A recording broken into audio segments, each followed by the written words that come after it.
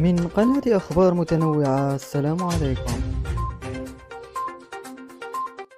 من المقرر أن يلتقي الناخب الوطني وليد الركراكي مع لاعب الوداد الرياضي اليوم الجمعة في محمد السادس بالمعمورة قبل مباراتهم ضد الهلال السعودي، والتي ستقام يوم غد السبت في مجمع الأمير مولاي عبد الله بالرباط.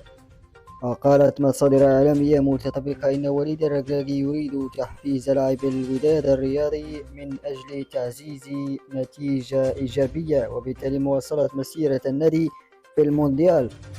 وقاد وليد الركراكي فريق الوداد الرياضي لكرة القدم في الموسم الماضي إلى التتويج بدوري أبطال إفريقيا على حساب الأهلي المصري بهدف زهير المترجي، ولقب البطولة الاحترافية إلى جانب نهائي كأس العرش الذي خسره ضد نهضة بركان قبل التحاقه بتدريب المنتخب الوطني المغربي.